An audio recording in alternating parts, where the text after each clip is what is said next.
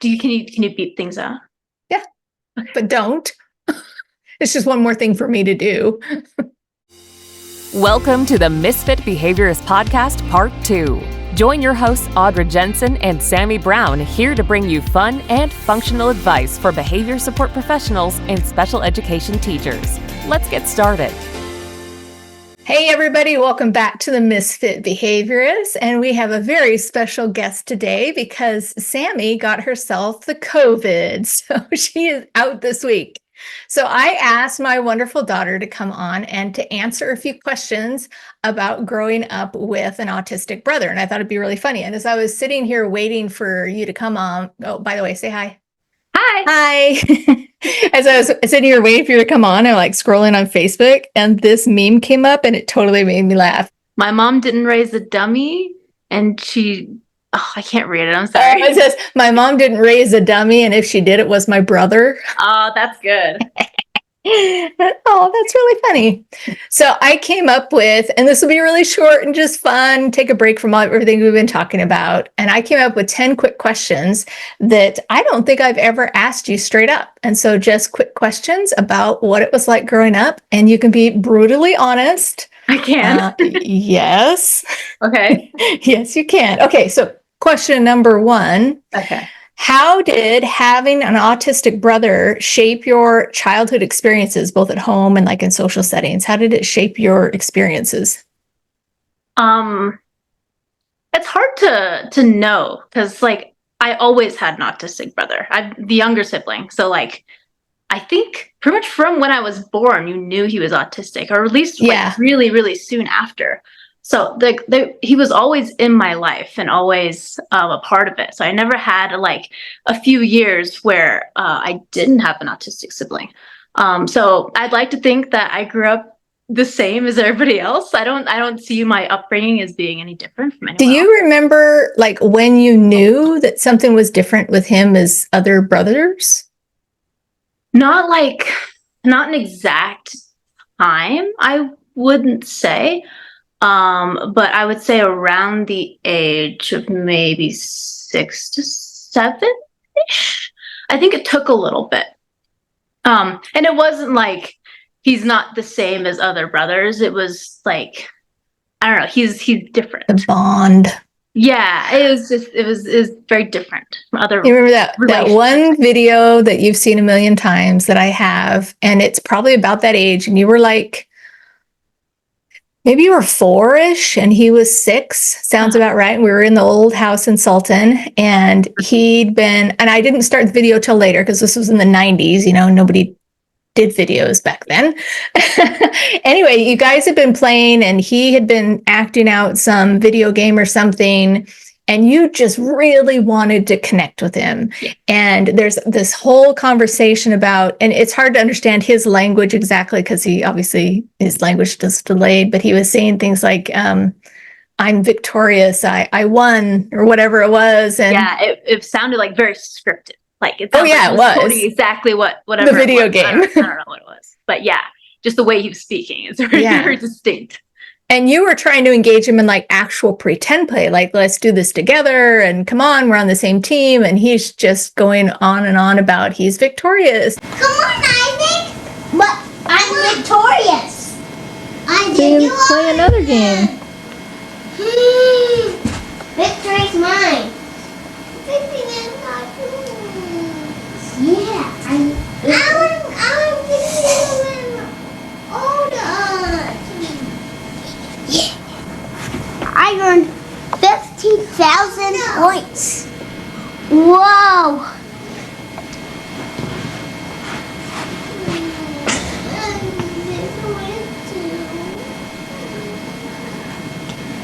And it made you so sad. And that video breaks my heart every time I see it because he has no idea the impact that his lack of connection is having with you. I mean, he's completely happy. He's having a blast. And And then and I think my favorite part though is that he kind of in his way tries to figure out how to connect with you. So, because you're like saying we're on the same team, and he's like, no, I'm victorious, and you're like, I want to be victorious too. It was so cute. But then he's like, he brings over a DVD case or something and tries to create your building. He says, this is yours. Yeah. He didn't want to be the same one because he didn't want to take away from his victory, but he was trying in kind of his way to, I'm trying to bring you into my world, but it's really hard. Anyway. Yes. It was probably about that time that you could figure out that. Yes. It took me a little bit longer, just because I didn't see as many other people's relationships. And you were a kid. Once I started going to school, I think. And you didn't have any other siblings, so it's just no, it was just us. So I didn't really, I mean, I had cousins and stuff, but they're all a little weird too. So it's like, I never saw any. Not untrue. Okay, question number 2. Yeah. Well, we kind of covered, what are some of your earliest memories? Is that kind of your earliest memory of him? I don't think Interactions with him? Remember that. So I'm going to be honest. I've seen the video. Just the video. Yeah. Man, I don't think I remember anything from like being really young. I want to say maybe like you'll know like the Kent house or like the Bellevue house is probably where I first like have memories of him. One of the main ones, which is really sad, and it shouldn't be this. But I think it was the Bellevue house. We moved in, and Isaac got like the downstairs area that had this like huge space for like his therapy and stuff. And I was really mad. I didn't know that. I was like, wow, like they do not care about me. There's like, it's I like had no the focus. idea. I know, but it's like from, 5, 6 years old. It's like the attention was a lot of the times on him, especially at that age. And I got over that. But you're a normal kid. Those are normal reactions. Yeah. So especially like at that age, it was really impactful for me to be like I'm the younger sibling. Like I feel like I should be getting more attention, but I wasn't because I was handling life pretty well, I guess. I tried over the years, and tell me how I did, of making an effort, and both of us did, Dave and I both, in trying to make sure that you had special experiences that we didn't even have with him. So like I would especially, and I still do, we'd like go on vacations and stuff together, just you and I, and we had dates with you. And I think we tried to be mindful of that because of that reason. I mean, we couldn't not do the therapies and all the attention, and he commanded so much attention, every day, all day. The therapy made a difference. Like it's, I think the person he is today as an adult is so much further along than if he hadn't had all that therapy. So it was all in all good for him. But yeah, I noticed as a kid that I was cared about. Mm-hmm. Well, that's good. How about now? Yeah, especially now. It's even like probably a little bit more uneven the other way, just because we hang out a lot. We're really close. I think that's happened because our relationship, I think, was shaped a lot by the impact of having that in the home and the amount of stress that was on us, that I think I leaned on you more as a peer, especially as you got a little bit older. I think our relationship from mother-daughter changed pretty quickly into friend to friend. Mm-hmm. And I think we've always been that way. A lot of our relationship, I think, comes from having that experience, having him in the house. And he's wonderful and we love him. And he actually, for an autistic man, is very affectionate and loving, and he's fantastic in that way. But I think because of so much attention that we had for him, I think I leaned on you a lot as a peer, as a friend, to kind of go through that experience together. Yeah, and I think it's probably similar, but not as strong from my side, just because like he was the only sibling I had. It's like I couldn't really turn to him for a lot of things, especially like the emotional things and the connection. So I turned to you, and it worked out okay. It did. Yeah. Okay, here's another one. And this is kind of sort of what we talked about. Were there times when you felt like you had to take on more responsibilities or act as a caregiver to him? I don't know that we ever put you in that position. I don't think so. Like maybe if I was the older, like for sure, I think I probably would have. But being like 2 years younger, like it felt like a pretty big age gap for a long time. And then by the time we got into high school, like he's right. You know what's interesting though is this actually related to that. We have you as our executor of our estate instead of him, which is kind of reverse. You'd normally have kind of the oldest child, not that it really matters, but I think being who you are and your experiences in life, where I trust that you will be able to take care of his needs in that situation. And hopefully it doesn't ever happen, because Dad and I are going to live forever, just so you know. Sure. Going to use up all of our money and make sure that there's nothing for you anyway. So yeah, I don't want inheritance. Sounds lame. But if we do fall down in the airport or in the airplane, and you're in charge of things, and I think your role would be not necessarily as a caregiver, because he can live independently, but to make sure that all the legal stuff is taken care of and the finances are taken care of, and you keep an eye on him. So yeah, that's and I think it's easier for the both of us to just have me do it. Like, oh yeah, he doesn't care. Yeah, it's not a problem. Did you ever have to explain his autism to friends? Probably. Actually, I explain it probably more now than I did like in high school or anything. I don't know. He was old enough that not a lot of like my friends didn't really interact. No, it wasn't a lot of interaction.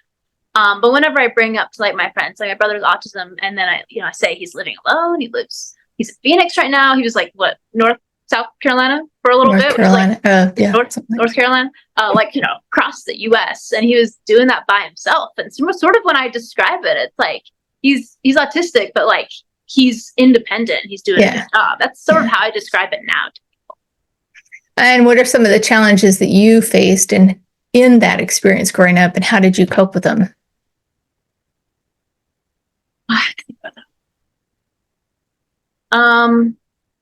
I think most of them were when I was really young, and it did affect how our relationship developed as we got older, and it affects how it is now. It's like we were very affectionate when we were young. I pretty much worshipped the ground he walked on, like especially as like a little like 4 or 5 year old.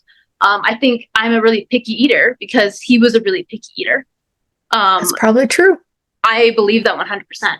It's a detriment for sure. But as I've aged, I've gotten better at that, and other things I've adjusted to. But there was a certain point. You're going to be sad. I'm sorry. No, I don't care. There was a certain point where, probably around the age of like 5 or 6, that I realized that he couldn't like love me the same way as I like loved him, and that's when I really started to like shut down and be mean to him. Yeah, pull away. I pulled away because it wasn't being reciprocated, and I was getting to the point where I realized that. And so we fought a lot. I would say elementary, like maybe late elementary school. We would. I don't remember a lot of fights. More of just separation. Separation. He did scratch me majorly a few times and things like that. And that really made me mad. Oh, but that was probably like the end of elementary school. Most that happened. Yeah. And I would provoke him. It was 100% provoke. Just like I would push every single button. And well, you're getting a connection. Arm or something, and he'd like leave like nail marks. And it's like it's completely my fault, but. No, you were looking for a connection. We talk about that as a function of behavior. That is one of the functions and you got a reaction. You got attention. Kind of connection that I wanted. That was a physical connection. Yeah. No. And like our relationship never completely recovered. I think he probably thinks I still hate him. And it's like, I don't. Like, I know.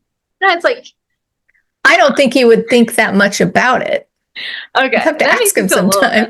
No, he's really sweet though. I doubt very much that he would think anything other than you have a great relationship. Okay, that makes me feel better.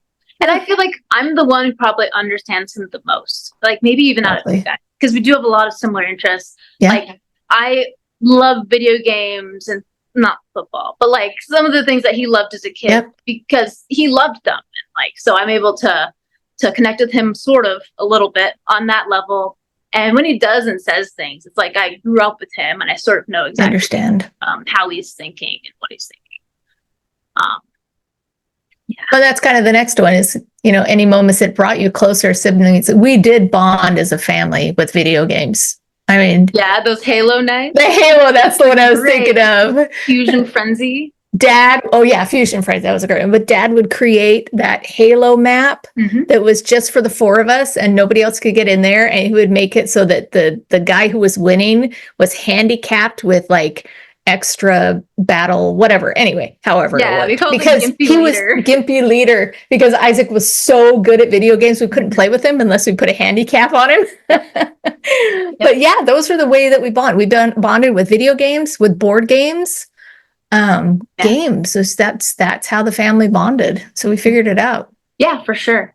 We We didn't still go love hiking doing that together. today. We weren't really a hike. we did like Sunday walks. I don't know if anyone really Yeah. I would now, but What advice would you give other siblings? I would say just be patient. Mm. Like, I wasn't a very patient kid. I wasn't a very kind kid at some points. And if I had just like been more patient and more responsive and caring, I think a lot of things would have gone differently. But past that, it's like things probably will get better. Like, I can't promise that every autistic kid is going to like grow into a functioning adult. Like, that's not going to happen. It'll probably get better to some degree though. And relationships change a lot when you become adults, like especially like with parents and stuff. But I know even for non-autistic families, it's like you might hate your siblings as a kid, but once you grow up, it's like you're fine. Yeah. So, what would you say to parents of siblings? So what would you say to the me's of the world out there? How could they do better, think more? What could I have done different? I'm certainly open to that. Hang on a second, let me think about that.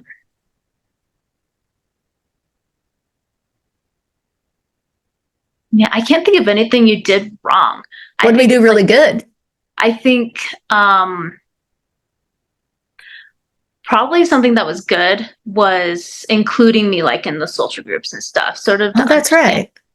And like just seeing other autistic kids and helping me understand exactly what his disability is and how it sort of manifests in other people and how it's manifesting in him and how I can help or at least like understand more exactly what it is. I have noticed this about you. You can identify somebody across the room. Oh yeah. You're like, oh, he's autistic. Yeah. It's like, yeah, for sure. It's it's really obvious once you've been around a lot. But, yes. It is definitely a spectrum. Like, there's a lot of people who are like way more autistic and it's really obvious. And there's some people you talk to for a little bit and you're like, you're quirky. Yeah. It's like Asperger's isn't a thing anymore, but like you would say like it's Asperger's. Yeah. Anyway, I'm very grateful for the relationship that we have and I do think it's a lot because of that, a lot because we're very similar people. And so it was nice to have you in my life all those years. I'm very grateful for the relationship I have with him too. I think we have a good family. Yeah. Good family all bond. of us are really close now. We really try to visit each other and spend Christmases together, even if it might not work out this year. Yeah, do what we can. We do what we can. We really try to stay close, which is nice. Anyway, you're awesome. She is a lieutenant in the Space Force monitoring the satellites around the world, and I'm very proud of you. She got a degree in astrophysics. Yeah. I can't even spell that. Of course, neither can you. I can just do the math. All right. Well, thanks for coming on. And hopefully next week, Sammy will be feeling better and we will go back to our regularly scheduled program talking about antecedent behavior and consequence. All right. Bye.